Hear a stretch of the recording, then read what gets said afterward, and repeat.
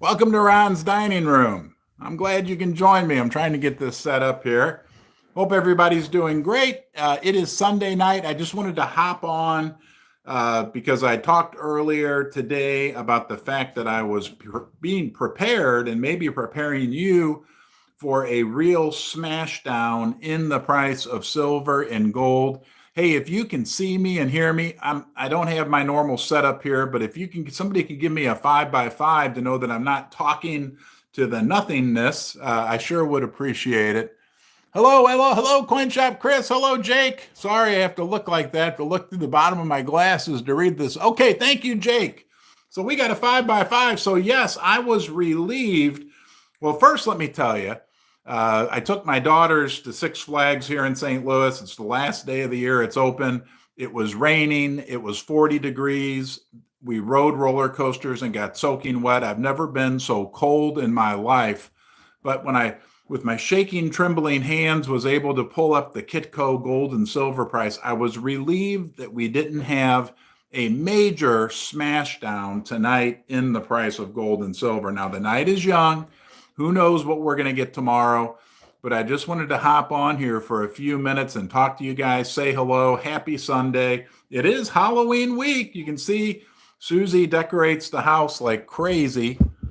I mean, you wouldn't believe. Sorry.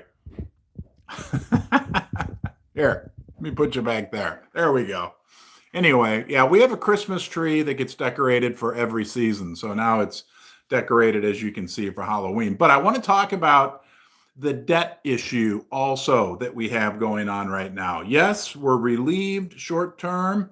I'm telling you, the longer gold is above $2,000. I'm not a gold, I don't hold a lot of physical gold. Maybe you do, but gold sets the tone for silver. And the good thing for silver investors, think about this.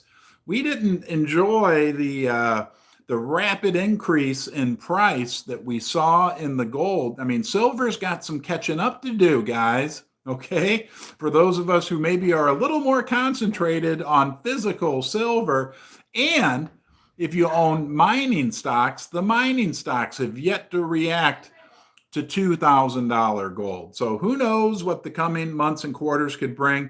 I got a feeling that by Christmas, we're either going to be at new all-time highs or we could be back flirting with that 1850 range. I just feel better. I don't know how you feel about this, but I'm feeling better and better about the metals prices right now. What I don't feel good about, and what I think we do need to talk about, which is a massive, massive problem, is the debt bomb. I did a couple hours of extensive digging in to this debt situation here in the United States. And it's not just the United States, it's the whole world. So I'm going to pull my notes here a little bit closer. So hopefully I can read this. Oh, shoot. Maybe I'll use this witch. Yeah, okay. Oh, boy. It's always something. I appreciate you guys being here. Do not go to Six Flags. I'm warning you. You can learn from me. Do not go to Six Flags when it's 40 degrees and raining with two 11-year-olds that want to ride roller coasters over and over. It's a rather refreshing experience, but I had a great time. And I don't know if you're this way, but like you do things like that and you will remember them for the rest of your life. So I'm glad we did it. Okay, guys, back to the debt bomb. You're not here to hear me give life lessons or anything like that. We have a massive debt. What if all the debt in the world can't be repaid? And it can't. It's mathematically impossible that all the debt we have in the world right now can't be repaid. In that situation, eventually is going to have to be dealt with. And there's a number of different ways that it can be dealt with. And how they impact the metals prices is what we care about, because that's why we take the avenue of, we don't want to be in the fiat money system, right? It's evil, right? We want to be in the real money system, but we want to get an idea about how this will all play out. Okay, right now in the world, there's over 300 trillion in debt. In the United States, just our government has $33 trillion in debt. Household debt, which is a separate category altogether than that 33 trillion owed by our government, it's approaching 17 trillion.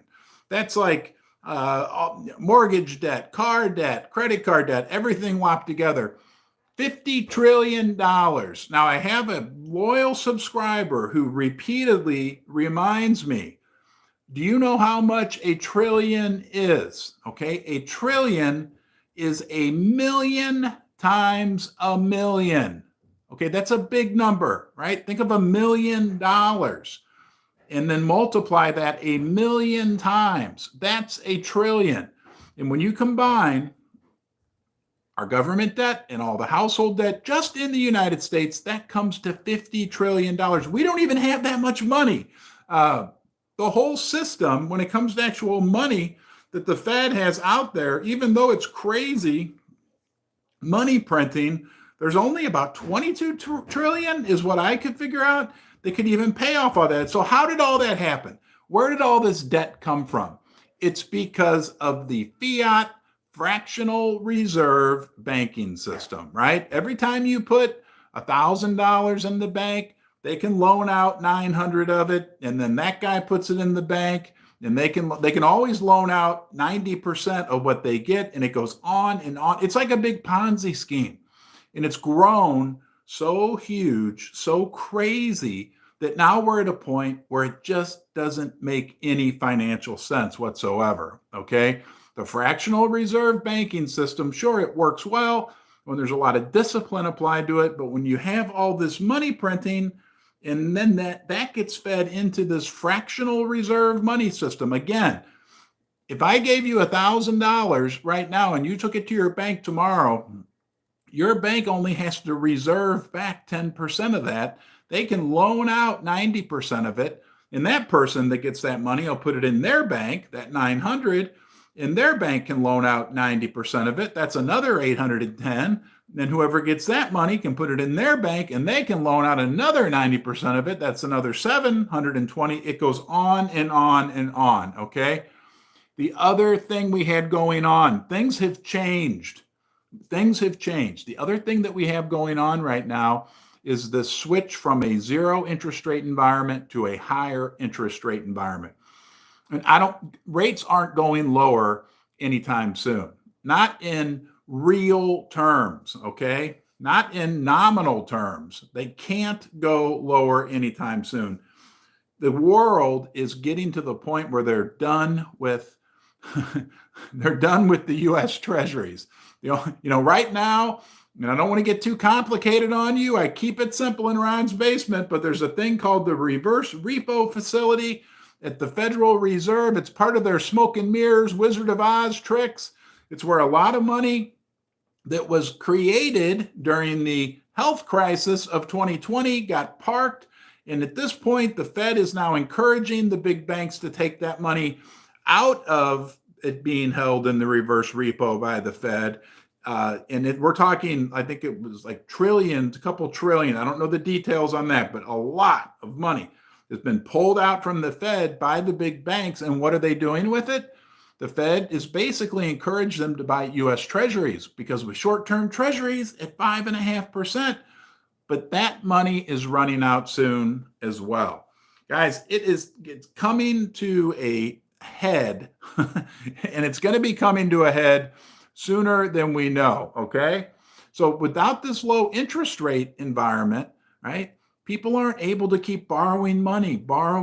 It costs more to borrow money, right? I mean, if you think about it, if you had $100,000 in debt and you were paying 5%, and suddenly now you're paying 10%, you can't afford to borrow more money, right? You can't afford this environment that we went through when rates went down is done. And now the party's over and there's a great big hangover.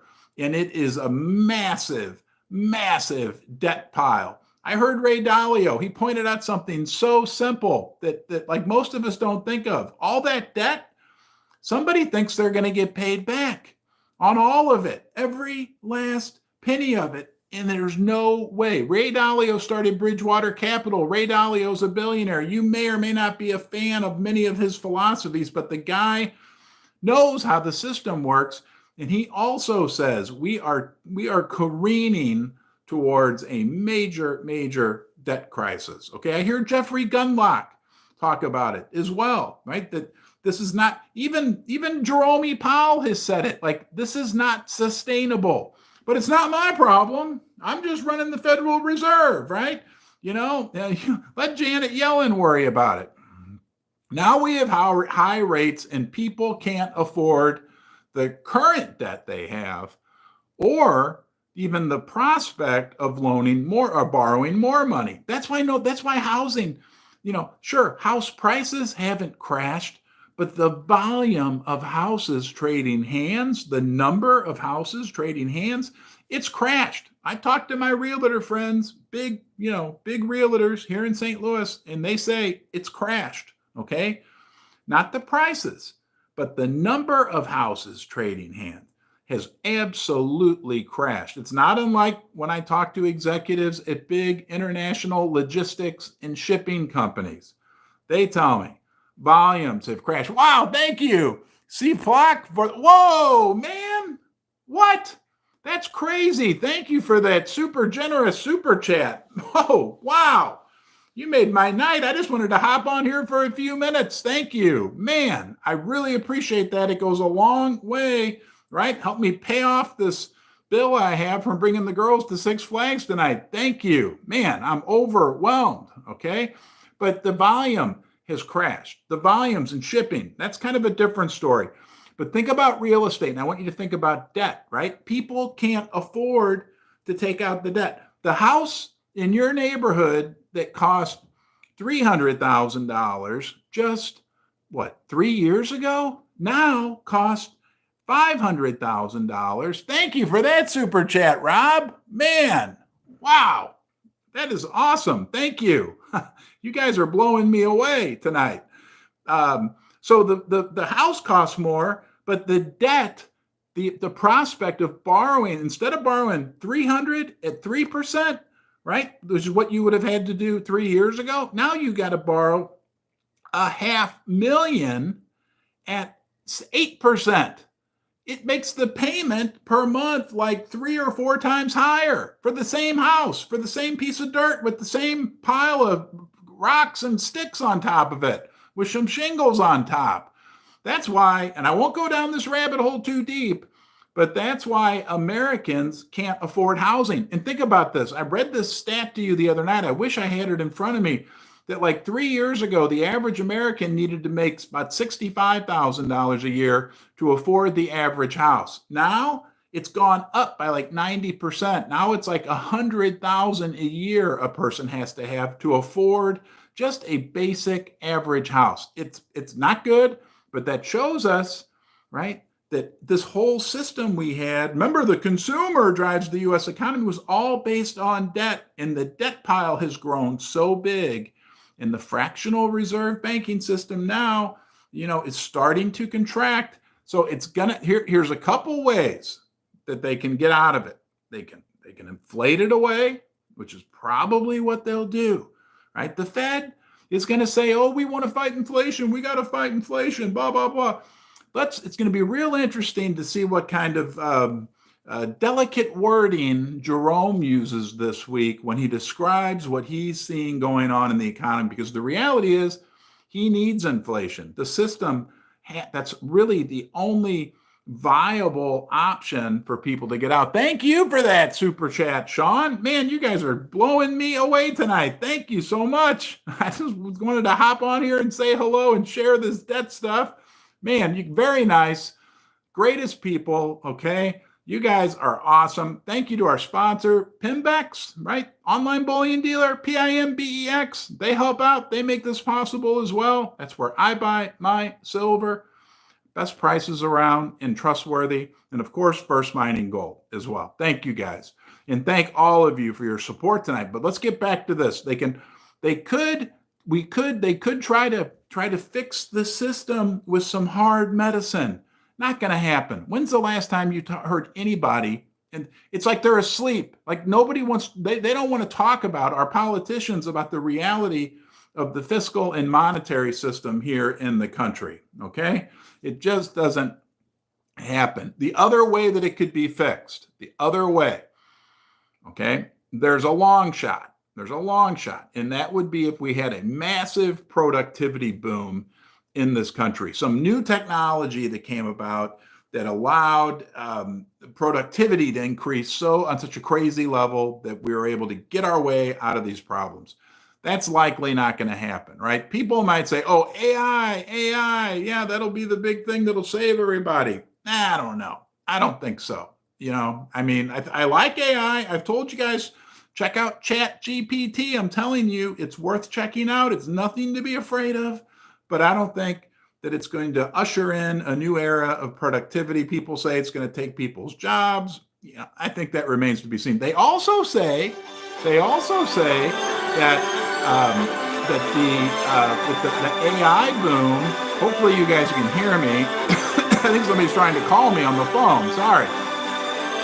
Could bring in massive new demand for the metals as well. That was a Reuters article that said AI and all these chips and servers that are being built, all these server farms and new chips for these high-end that they need a lot of silver. I think it was palladium and also gold to make that happen. So it's very interesting. I don't think at the end of the day, the fractional reserve system, the debt bubble that's been blown up, the only thing they can do, they're not gonna deliver any hard medicine. They're gonna inflate it away. And you know what that means for the price of silver and gold. Look, guys, we got a big week this week. Yes, on Wednesday, we will hear from Jerome in the Federal Reserve, okay? Most likely, and what I believe is they won't do anything. I think they're done altogether with raising rates, okay? I'll go out on a limb. I'll tell you, I think they're done. We're not going to see any more rate increases out of the Fed. However, there's a chance that we could have another one before the end of the year. Some people think December is in play. I don't think so. I will tell you, I'm highly encouraged so far tonight by the action that I'm seeing in the silver and gold price. I thought if there was ever a Sunday night opportunity for a slam down, tonight was it. I wasn't going to be surprised. I was mentally prepared for a $40, $50 down print in the gold price. We didn't see that. Silver, last I checked before I came on, was hanging in there right at 4 or 5 cents per share.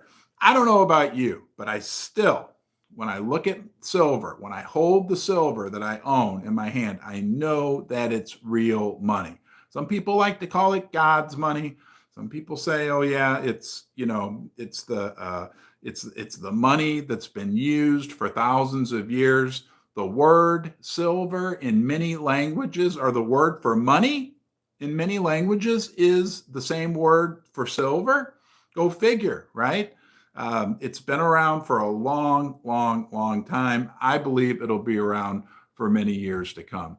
Annie Oakley, thank you. CoinShop Chris, thank you. Snakebite, thank you guys for those unbelievably generous super chats tonight as well, okay? Jake's Custom Parts, thank you, right? We've got a growing community of people here in the basement. Oh, I don't have a bell to ring. Here, I'm going to ring the witch.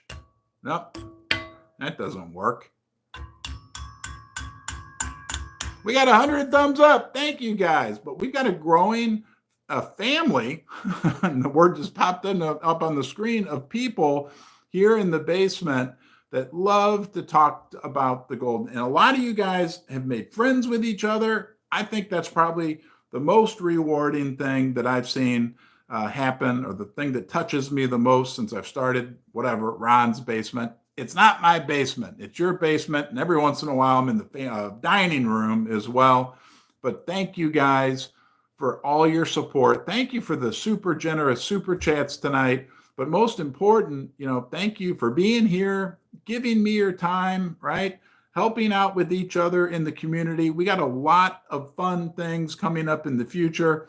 I went through those earlier. I won't bore you with them today, but we do have the big Black Friday giveaway. Don't forget to make sure you register for that. There's a link in the description of this video. I'll be back tomorrow morning. Thank you guys for everything, okay? And I'll see you soon.